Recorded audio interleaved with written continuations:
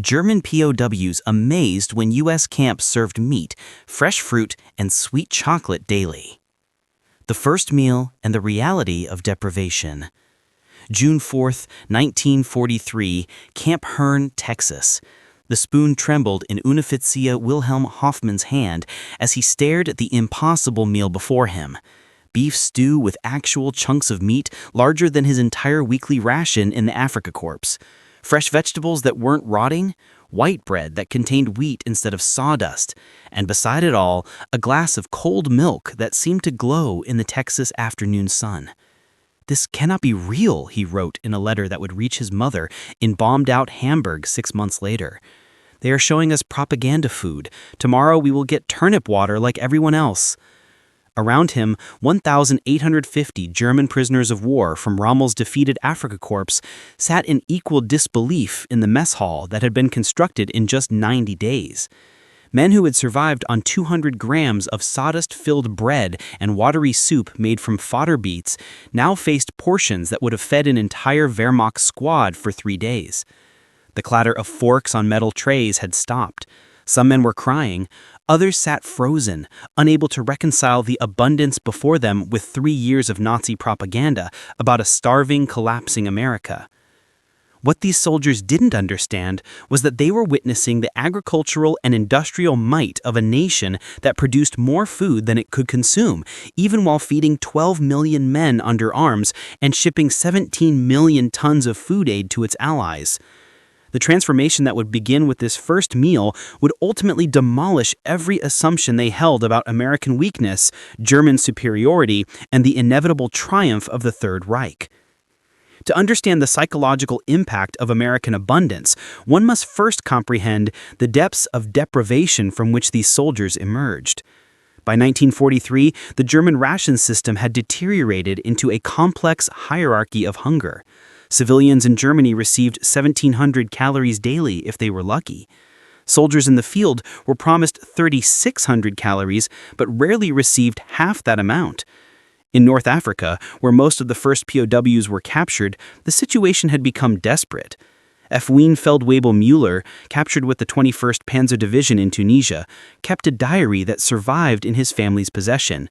His last entry before capture read, May 11, 1943.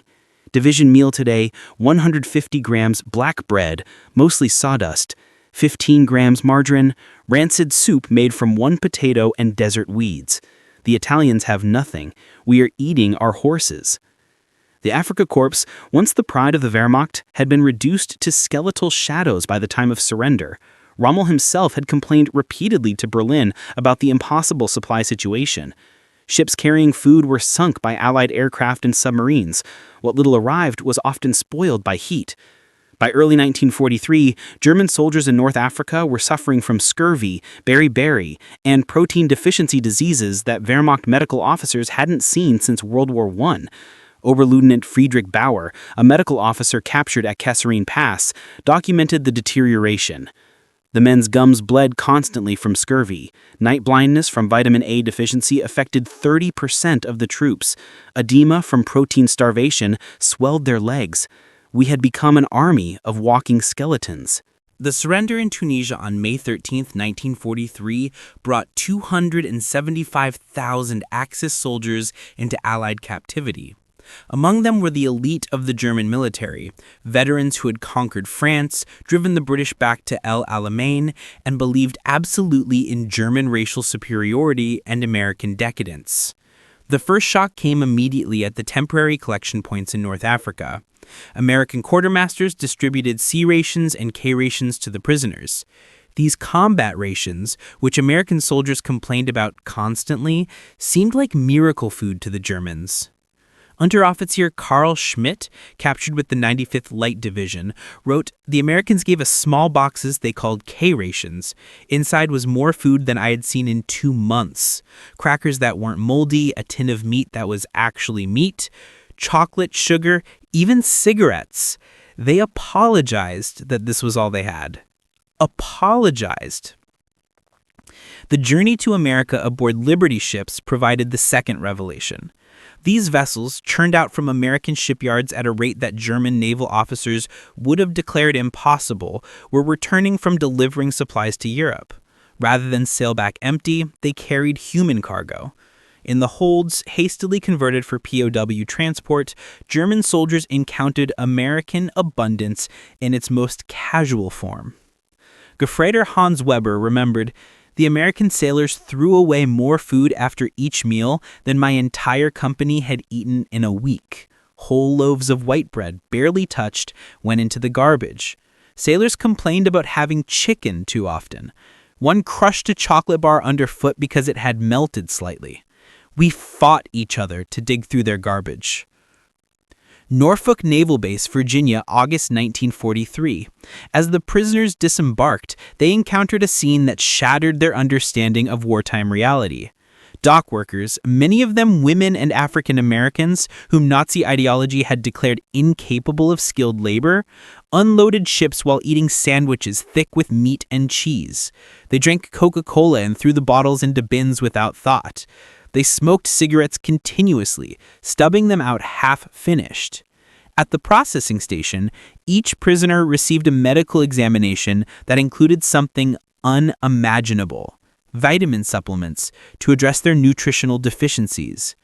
German medical officers, themselves prisoners, worked alongside American doctors who treated malnutrition cases that resembled concentration camp victims more than enemy soldiers. Major William Patterson, a U.S. Army medical officer at Norfolk, reported, "The Germans arrived in a state of severe malnutrition. Average weight was 30 pounds below normal. Scurvy, pellagra, beriberi, diseases of starvation we'd only read about in textbooks. We immediately put them on a graduated feeding program to prevent refeeding syndrome." The train journey to the interior camps provided a 3-day immersion in American agricultural abundance.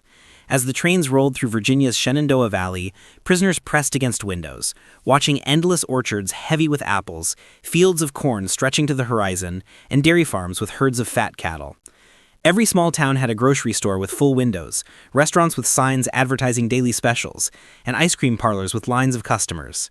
The American POW camp system would eventually hold 425,000 German prisoners, with 371,683 present at the peak in May 1945. These prisoners were distributed across 700 camps in 46 states.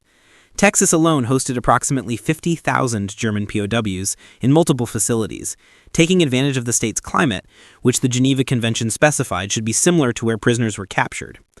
Camp Hearne, Texas, one of the first camps to receive Afrika Korps prisoners, had been constructed in just 4 months and could hold 4,800 POWs. It featured amenities that exceeded what most German soldiers had known as civilians: electric lights, hot water, flush toilets, recreation halls, and most incredibly, mess halls that served 3 hot meals daily. The first full day's menu, June 5, 1943, was preserved in camp records. Breakfast: oatmeal with milk and sugar, scrambled eggs, bacon, toast with butter and jam, coffee with cream and sugar, orange juice. Lunch: vegetable soup, roast fork with gravy, mashed potatoes, carrots, bread and butter, apple pie, milk. Dinner: fried chicken, rice, green beans, cornbread, fruit salad, coffee. This single day's menu contained approximately 3,500 calories, more than German civilians received in 2 days. The meat alone exceeded the monthly meat ration for German civilians. Obergefreiter Hermann Riecha, a former factory worker from the Ruhr, wrote, "I ate until I was sick. Then I ate more.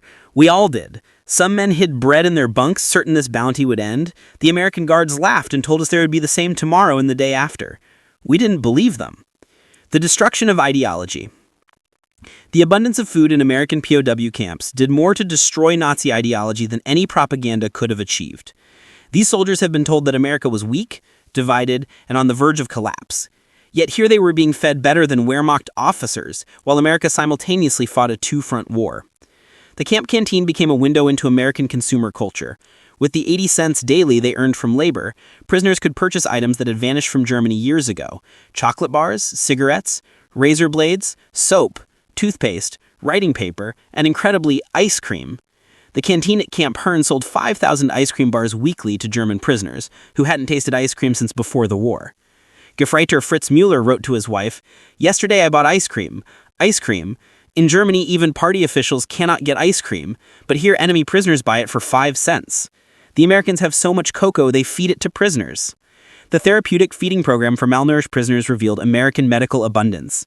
Prisoners received vitamin injections, nutritional supplements, and specialized diets to address deficiency diseases. The camp hospitals had more medical supplies than most German field hospitals. Penicillin, that miracle drug that Germany couldn't produce, was used freely on prisoner infections. Dr. Heinrich Schmidt, a captured Wehrmacht medical officer, wrote, "They gave us vitamins in bottles, hundreds of pills, like candy. In Germany, we had no vitamins for our own wounded. Here, enemy prisoners receive better medical care than German civilians could dream of." By October 1943, labor shortages led to POWs working on American farms and in food processing facilities. This exposure to American agricultural and industrial food production completed their ideological demolition. At a Kautingen outside Houston, prisoners witnessed mechanical harvesting that defied comprehension. A single picking machine did the work of 50 men. The gin processed more cotton in a day than German textile mills saw in a month. But it was the casual abundance that truly stunned them. Field workers, including African-American laborers whom Nazi ideology had declared subhuman, ate lunches that would have been feasts in Germany. Thick sandwiches of beef or ham, whole apples, slices of pie, and thermoses of coffee with real cream. They threw away half-eaten food without thought. Unteroffizier Johann Kellner, working on a farm near Jackson, Mississippi, wrote, "The Negro workers eat meat every day, white bread, fruit. One threw away a whole apple because it had a small bruise. In Germany, people would fight over that apple." At a Del Monte processing plant in California, prisoners saw trainloads of peaches turned into canned fruit, technology that didn't exist in Germany. The plant processed more fruit in a single day than Germany imported in a year. Workers drink orange juice like water. Damaged fruit that would have been treasured in Germany was dumped by the ton. Nothing shocked German POWs more than American meat consumption. In Germany, civilians received 250 grams of meat weekly when available. German soldiers were supposed to receive 150 grams daily, but rarely did. In American POW camps, prisoners received meat 2 or 3 times daily. The quality astounded them even more than the quantity. Not horse meat, not mysterious canned substances labeled meat, but recognizable cuts of beef, pork, and chicken. Meat, vegetables, and the taste of freedom. Camp Shelby in Mississippi, which housed 5,300 German POWs at its peak, went through 14,000 pounds of meat weekly. The butcher shop cut steaks, ground hamburger, and prepared roasts with a casualness that seemed almost obscene to men who had seen their families slowly starve. Obergraffitter Paul Fischer wrote, "Today for Sunday dinner we had roast beef, a slab as thick as my thumb. The Americans complained it was tough. In Germany, this would be wedding feast meat. My children have never seen such meat." The prisoners working at Swift & Company's meatpacking plant in Fort Worth witnessed the full scale of American meat production. The plant processed 5,000 cattle daily. Workers took home packages of beef that would have cost a German laborer a month's wages. "The waste was magnificent," wrote Hauptmann Kurt Zimmermann. "They discarded meat for having too much fat that would have been a treasure in Germany. One plant produced more meat in a week than Bavaria sees in a year." German POWs had subsisted for years on preserved vegetables, sauerkraut, pickled beets, dried legumes. Fresh fruit had become a memory, available only to the party elite. In American camps, fresh produce arrived daily. The psychological impact of fresh oranges at breakfast cannot be overstated. Oranges! Tropical fruit in June in Texas, available to enemy prisoners. The camps received regular shipments of apples, peaches, pears, grapes, and even bananas, fruit that most Germans hadn't seen since before the war. Unteroffizier Wilhelm Becker wrote, "They gave us oranges at breakfast, not on special occasions, but every day if we wanted. The vitamin C cured my bleeding gums in a week. We ate more fruit as prisoners than German children see in a year. The vegetable variety seemed infinite. Lettuce, tomatoes, corn, beans, peas, carrots, potatoes, onions, cabbage, squash. Fresh, not preserved. Camp Hearne had a 50-acre vegetable garden worked by prisoners who were amazed at the productivity of American soil and farming methods. Working on farms, prisoners encountered agricultural abundance that challenged their understanding of what was possible. In California's Central Valley, where some POWs were transferred for agricultural work, they picked fruit in orchards that stretched for miles. They watched in horror as perfectly good fruit was discarded for minor blemishes or destroyed to maintain prices. In Germany, chocolate had disappeared by 1941, replaced by ersatz chocolate made from roasted acorns and beet sugar. Real chocolate was rarer than gold. Sugar was rationed to 200 grams monthly for civilians. In American POW camps, chocolate and sweets were everyday items. The Camp PX, Post Exchange, sold Hershey bars, Baby Ruth, Snickers, and Milky Way, brand names that would become legendary among returned POWs. The psychological impact of this casual availability of luxury foods cannot be overstated. Obergefreiter Kurt Wagner wrote, "I bought 5 chocolate bars with 1 day's wages. In Germany, all the money in the world cannot buy 1 real chocolate bar. What kind of wealth allows enemies to buy chocolate daily?" The sweetness of abundance and the unbearable guilt. The camp kitchens baked desserts daily, pies, cakes, cookies, puddings. Sugar was used liberally in coffee, on cereal, and in desserts. The prisoners, many suffering from years of sugar deprivation, initially made themselves sick on sweets. Milk, butter, cheese, and cream, dairy products that had virtually disappeared from German diets, appeared in abundance in American POW camps. Fresh milk at every meal, butter for bread, cheese sandwiches, and ice cream. The calcium and protein from dairy products rapidly improved the prisoners' health. In Germany, milk was reserved for small children and pregnant women when available. Butter was a black market commodity. Cheese was a distant memory. At Camp Hearne, the dairy delivered 500 gallons of milk daily. Prisoners who hadn't tasted fresh milk in years drank it like medicine. Unteroffizier Franz Weber wrote, "I drank a full glass of cold milk today. Real milk, not powdered, not condensed. It tasted like peace, like childhood, like everything we had lost." German coffee by 1943 it was made from roasted barley, acorns, or chicory, bitter substitutes that bore no resemblance to real coffee. In American POW camps, real coffee flowed like water. The psychological impact of unlimited coffee cannot be understated for a culture that had prized coffee as central to social life. The smell of brewing coffee in the morning, the casual refills at every meal, the ability to drink coffee with real cream and sugar, these small luxuries delivered devastating blows to Nazi propaganda. Hauptmann Friedrich Timmer wrote, "The Americans drink coffee all day long, real coffee from Brazil with cream and sugar. In Germany, my mother stretches 50 grams of ersatz coffee for a week."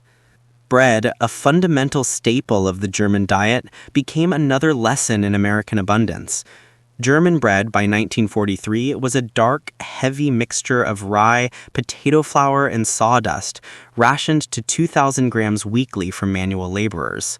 It often arrived moldy. In American POW camps, fresh white bread appeared at every meal. The camp bakery at Camp Shelby produced 10,000 loaves weekly, soft white wheat bread that Germans associated with luxury. Prisoners could eat as much as they wanted. Gefreiter Paul Schmidt wrote, "White bread, soft as cake, fresh every day. We can take as many slices as we want. In Germany, people are killed for stealing bread." As prisoners were allowed to write home, their letters became vehicles of devastating truth that German censors struggled to suppress. How could they explain to families surviving on turnip soup that they, as prisoners, were eating meat 3 times a day? Many prisoners initially lied in their letters, unable to burden their starving families with the truth. Others sent their entire earnings home to buy food on the black market, knowing that their monthly wages could purchase what their families couldn't obtain with ration cards. Unteroffizier Karl Hoffmann's letter to his wife, intercepted by German censors, read, "My beloved Greta, I am well fed here. Do not worry about me. The Americans have more food than they know what to do with. I understand now why they fight. They are protecting paradise." A Thanksgiving feast and the seeds of change. What stunned German POWs even more than abundance was American flexibility in accommodating dietary needs. Prisoners with medical conditions received special diets. Diabetics got sugar-free meals. Those with ulcers received bland diets. This individualized care for enemy prisoners exceeded what German hospitals could provide for their own wounded. The Americans even attempted to provide culturally familiar foods. They procured rye flour for dark bread, sauerkraut, and other German preferences. This respect for individual dietary needs contradicted everything about Nazi collectivism. Dr. Wilhelm Braun, senior German medical officer at Camp Shelby, wrote, "The Americans spend more effort accommodating the dietary needs of enemy prisoners than the Wehrmacht spends feeding its own soldiers."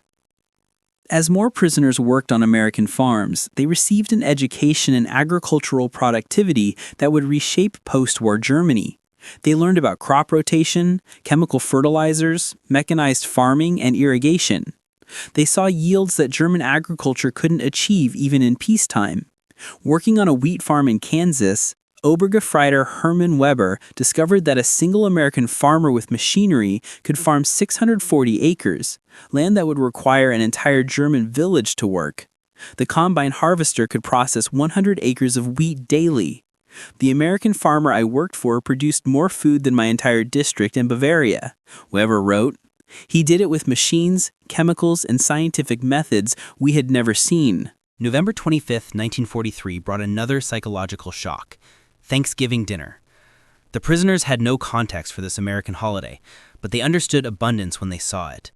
The meal served at Camp Hearne that day: roast turkey with stuffing, mashed potatoes with gravy, sweet potatoes with marshmallows, green bean casserole, cranberry sauce, rolls with butter, pumpkin pie, apple pie, coffee, and milk.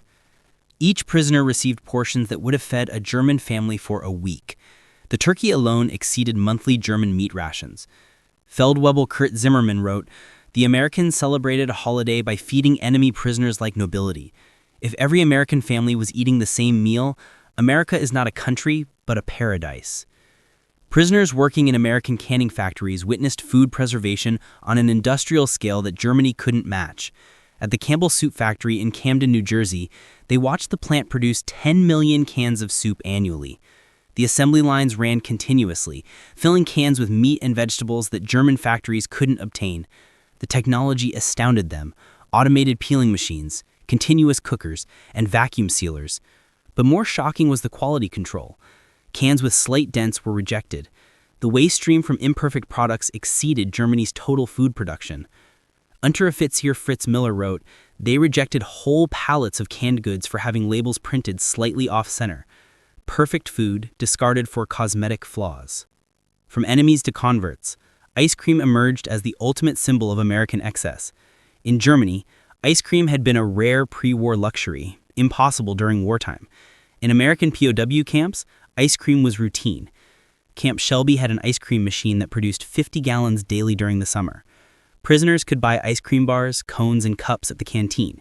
The idea that enemies were fed ice cream while German children had never tasted it proved emotionally devastating. Obergefreiter Hansmeyer wrote, "I ate chocolate ice cream today." In Germany, this would be unimaginable even for the wealthy. Here, prisoners of war buy it for pocket change. The transformation in prisoners' health through proper nutrition was documented meticulously by American medical officers. Within 3 months of arrival, the average prisoner gained 25 to 30 pounds. Scurvy disappeared. Night blindness resolved. Protein edema subsided. Major Robert Harrison, chief medical officer at Camp Shelby, reported, "The Germans arrived resembling concentration camp victims, emaciated, diseased, mentally affected by starvation. 3 months of proper nutrition transformed them into healthy young men. The prisoners themselves could hardly believe their physical transformation. Muscles returned, energy increased, and mental fog from malnutrition lifted. They looked in mirrors and saw themselves as they had been before the war. As their health improved and their bellies filled, many prisoners experienced crushing guilt about their family's suffering. How could they enjoy 3 meals a day while their children starved? The truth that American enemies fed them better than Germany fed its own people was too painful to share. Unteroffizier Paul Fischer's unsent letter, found after the war, read, "My dear wife, I cannot tell you the truth. I eat meat every day while you starve. I am safe while you are bombed. The Americans treat me better than our own government treats you." Christmas 1943 delivered another psychological blow. American church groups, civic organizations, and the Red Cross sent 500,000 Christmas packages to German POWs. Each contained chocolates, cookies, canned goods, cigarettes, and toiletries. Local communities added homemade goods, knitted scarves, hand-drawn cards, and cookies baked by church ladies. The packages were distributed without regard to rank or political affiliation. This egalitarian generosity from enemies whose families were fighting and dying in Europe shattered the last remnants of Nazi racial theory. Hauptmann Werner Kleine wrote, "American civilians whose sons we were trying to kill months ago sent us Christmas gifts. Churches prayed for us. Children sent cards wishing us Merry Christmas. Only those absolutely certain of victory show such charity to enemies." The legacy of abundance. By early 1944, the food in American POW camps had become an inadvertent education system. Prisoners learned about nutrition, vitamins, balanced diets, and food safety. They discovered that adequate nutrition improved not just health, but productivity, mood, and mental clarity. The camp libraries stocked American agricultural journals and cookbooks. Prisoners studied American farming methods, food processing, and nutritional science. They learned that American agricultural abundance wasn't accidental, but the result of scientific farming, mechanization, and efficient distribution. Obergefreiter Friedrich Becker, a former agricultural student, wrote, "The Americans have turned farming into a science. They test soil, breed better crops, and use chemistry to increase yields. No wonder they have so much food." As 1944 progressed and news from Germany worsened, the contrast between POW abundance and German starvation became unbearable. Letters that slipped past censors told of cities reduced to rubble, civilians eating grass soup, and children dying of malnutrition. Meanwhile, German prisoners of war in America complained about repetitive menus. The moral foundation of Nazism crumbled in the face of American abundance. How could the master race be starving while their inferior enemies wasted food? The African American who emptied their garbage ate better than German officers. The ideology was dead, killed by reality. The summer of 1944 brought fresh revelations as prisoners worked in America's peak agricultural season. They picked peaches in Georgia, harvested vegetables in New Jersey, and worked in the wheat fields of Kansas. The sheer volume of food production overwhelmed them. In a single day at a Georgia peach orchard, prisoners picked fruit that would have supplied a German city for a month. Perfectly good peaches were sorted by size and quality. Slightly imperfect fruit went to canneries. Damaged fruit was discarded or fed to pigs. Gefreiter Wilhelm Hoffmann wrote, "We fed peaches to pigs today. Thousands of peaches too ripe for shipping, given to swine. In Germany, people would weep for such fruit." An incident at Camp Shelby in July 1944 captured the psychological impact of American abundance. Local farmers donated truckloads of watermelons for a 4th of July celebration. The German POWs had never seen watermelons. This exotic fruit didn't exist in Germany. The prisoners were given whole watermelons to share. Many didn't know how to eat them. Some prisoners wept at the sweetness, the abundance of pure sugar and water in fruit form. Unterofficer Carl Schmidt wrote, "They gave us giant green fruits full of sweet red flesh. Each one could feed a family. The Americans ate the centers and threw away the rest. A nation that can waste food as entertainment has already won." The final lesson in the Marshall Plan, working in Iowa cornfields, provided another agricultural shock. Iowa alone produced more corn than all of Germany produced of all grains combined. But most shocking, the majority went to feeding animals, not humans. The concept of growing food to feed to animals to produce meat was a luxury Germany couldn't afford. In America, prime cropland was dedicated to producing animal feed, demonstrating a level of agricultural abundance that seemed impossible. Feldwebel Hermann Fischer wrote, "The farmer explained that corn was mainly for pigs and cattle. They grow food to feed to animals to make meat. The Americans have so much grain they can afford to convert it to meat." At a sugar beet processing plant in Colorado, German POWs witnessed sugar production that defied belief. Germany had severe sugar shortages, with civilians receiving 200 grams monthly. The Colorado plant processed 5,000 tons of sugar beets daily, producing mountains of white sugar. Workers at the plant received 50-pound bags of sugar as partial payment. They used sugar liberally in coffee, on cereal, and in baking. The casual consumption of pure sugar by ordinary workers provided another devastating comparison. Obergefreiter Paul Weber wrote, "I watched a worker pour half a cup of sugar into his coffee. This was 2 months of German sugar rations dissolved into 1 cup of coffee." German POWs working at Gulf Coast ports witnessed American fishing fleets bringing in catches that dwarfed the German fishing industry's output. Shrimp boats dumped tons of bycatch, perfectly edible fish thrown away because they weren't the target species. At Galveston, prisoners watched shrimpers throw away more fish in a day than German fishing fleets caught in a week. The concept of discarding food because it wasn't the preferred type was incomprehensible. Gefrita Hans Müller wrote, "They threw tons of fish back into the sea because they were the wrong kind. In Germany, people would fight over fish heads." At Wisconsin dairy farms, German POWs encountered milk production that seemed impossible. Single farms produced more milk daily than entire German districts. The technology, mechanical milkers, refrigerated tanks, pasteurization equipment, was decades ahead of German farming. Most shocking was the casual waste. Milk that wasn't perfectly fresh was dumped. Cream was separated and used liberally. Butter was churned in quantities that would have supplied German cities. Unterofficer Fritz Wagner wrote, "The farm that I work produces 1,000 gallons of milk daily. One farm. They pour excess milk on fields as fertilizer." At an egg farm in Maryland, prisoners encountered industrial egg production unknown in Germany. The farm housed 50,000 chickens producing 40,000 eggs daily. Automated systems collected, washed, and sorted eggs. Germans received 1 egg per week on ration cards when available. American prisoners of war received eggs daily at breakfast. The Maryland farm shipped trainloads of eggs to cities. Gefrita Wilhelm Becker wrote, "Each house held more birds than our entire village. They threw away more cracked eggs daily than Germany produces." The unbearable contrast and the hope of the future. Thanksgiving 1944 proved even more abundant than the previous year, despite America fighting on 2 fronts.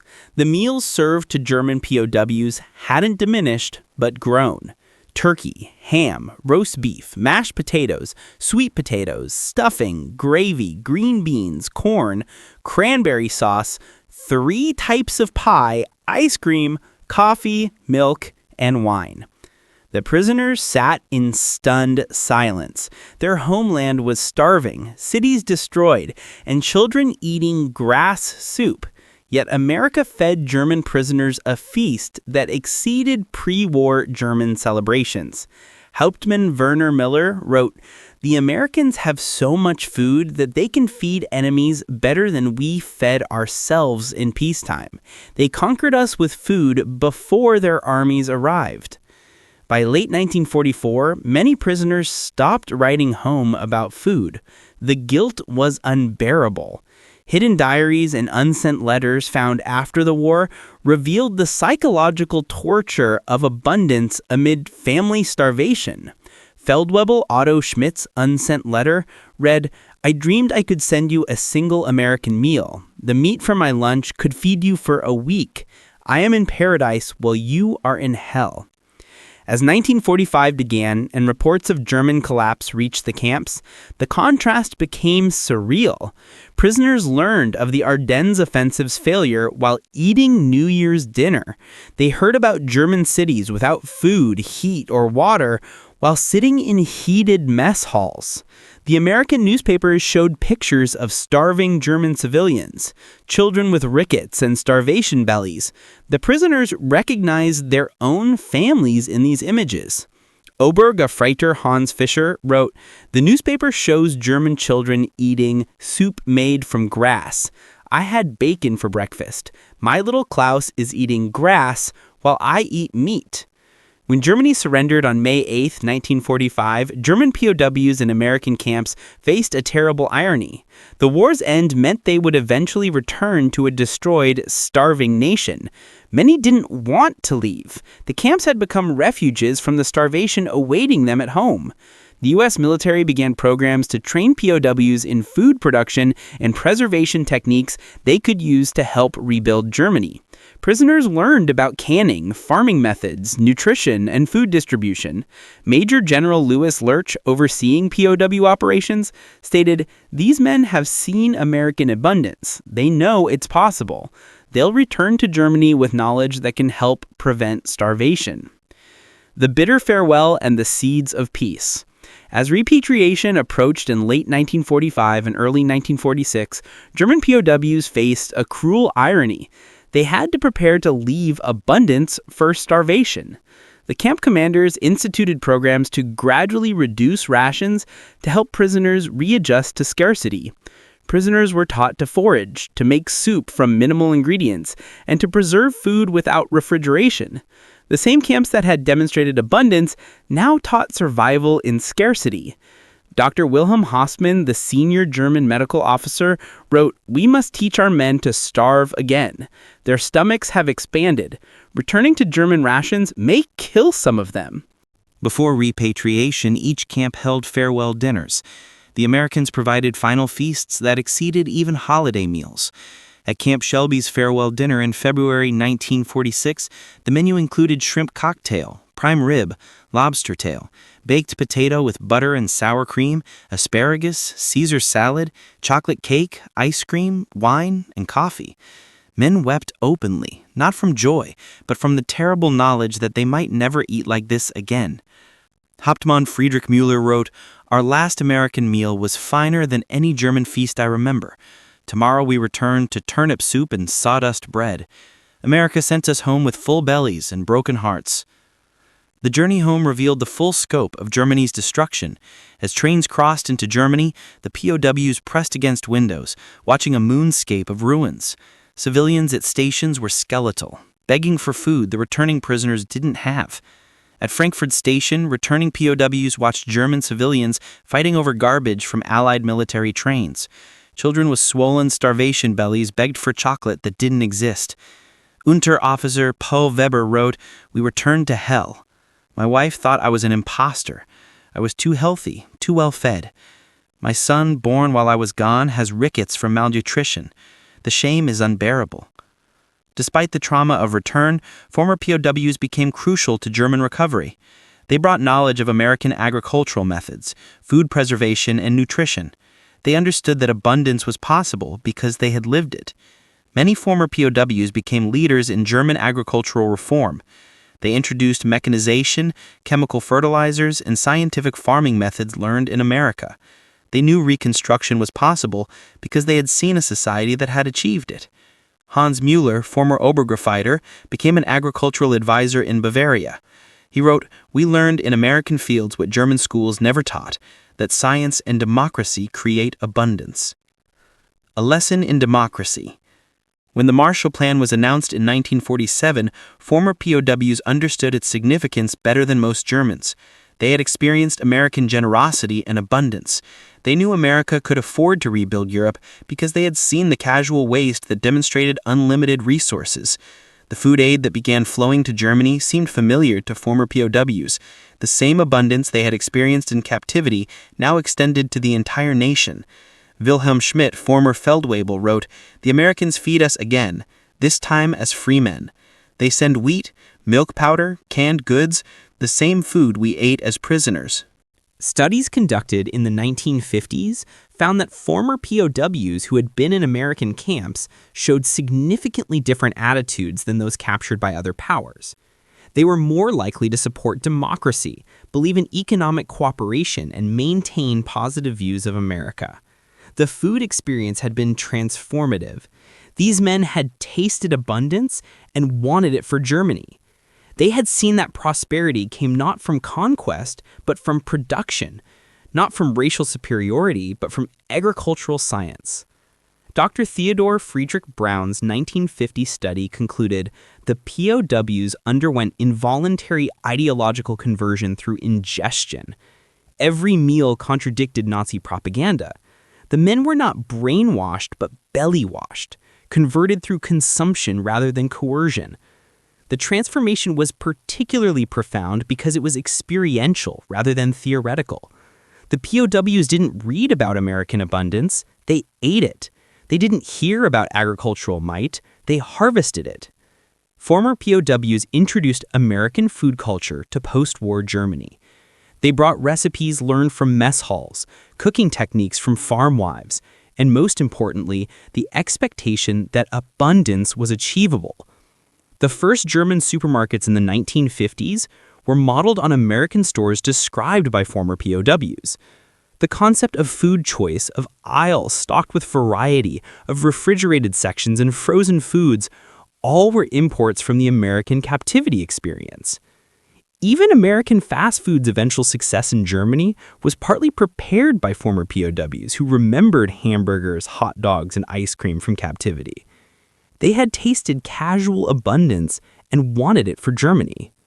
A toast to a new world. At the last major reunion of German POWs in 1995, the 50th anniversary of the war's end, 89-year-old Otto Miller delivered the keynote address. We came to America as warriors of the master race, convinced of our superiority, certain of victory. We left as chastened men who had eaten from democracy's table. The Americans fed us not from cruelty, showing us what we couldn't have, but from generosity, sharing what they had in abundance. Every meal was a lesson. Every full belly was an education. We learned that America's strength lay not in its armies, but in its agriculture. Not in its weapons, but in its wheat. Not in its ideology, but in its ice cream. Yes, ice cream, that impossible luxury that American prisoners ate daily while German children starved. We returned to Germany with knowledge more valuable than military secrets. We knew abundance was possible because we had consumed it. We knew democracy worked because we had digested its fruits. We knew peace was preferable to war because we had tasted both. To the Americans who fed us, you conquered us with kindness.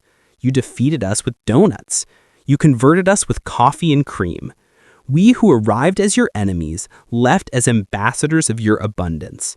The food you shared when we were prisoners became the foundation of our friendship as allies. Thank you for feeding us when we were hungry, for showing us mercy when we deserved judgment, for teaching us that strength lies not in taking, but in giving. We ate democracy, and it transformed us.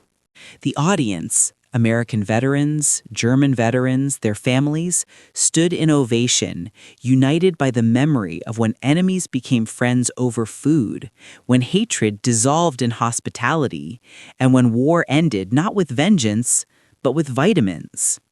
The story of German POWs and American food abundance stands as one of history's most remarkable examples of unintentional psychological warfare. Without planning or propaganda, America conquered its enemies through the simple act of feeding them well. The 425,000 German POWs who passed through American camps, with 371,683 present at the peak, experienced a collective transformation through consumption. They arrived as Nazi warriors and left as witnesses to democratic abundance. They came believing in German superiority and departed knowing American prosperity. They entered as enemies and exited as future allies. The ultimate weapon. The food served in American POW camps did more than sustain life, it changed minds. Every generous portion undermined Nazi ideology. Every dessert demolished propaganda. Every glass of milk murdered the myth of American weakness. The prisoners were defeated not by deprivation, but by abundance. Not by cruelty, but by kindness. In the end, America's greatest weapon was not the atomic bomb, but the apple pie. Not the Sherman tank, but the chocolate bar. Not the B-17 bomber, but the beefsteak. The German POWs were conquered by consumption, defeated by dessert, and vanquished by vegetables. They had expected to find a weak, divided nation on the verge of collapse. Instead, they discovered an agricultural colossus that could feed its enemies better than Germany could feed its own people. They witnessed the arsenal of democracy, but more importantly, they tasted the abundance of democracy. The transformation was complete and permanent. These men returned to Germany not as defeated enemies, but as converts to prosperity, advocates for abundance, missionaries of the possible. They had seen the future, and it was delicious. Their story reminds us that sometimes the greatest victories are won not on battlefields, but in mess halls, not through destruction, but through generosity, not by breaking bodies, but by filling bellies. The German POWs, who couldn't believe they were eating meat, fruit, and chocolate in American camps, learned that democracy's greatest strength was not its ability to destroy, but its capacity to create. Not its power to punish, but its ability to provide. They arrived hungry and left full, not just of food, but of new possibilities for what their nation could become. In their transformation lay the seeds of the Atlantic Alliance, the Marshall Plan, and the peaceful, prosperous Germany that would emerge from the rubble. The men who had marched for the Third Reich returned home as apostles of agriculture, prophets of prosperity, and witnesses to the power of a society that could turn enemies into friends through the simple, revolutionary act of sharing its abundance. They had tasted America, and they would never be the same.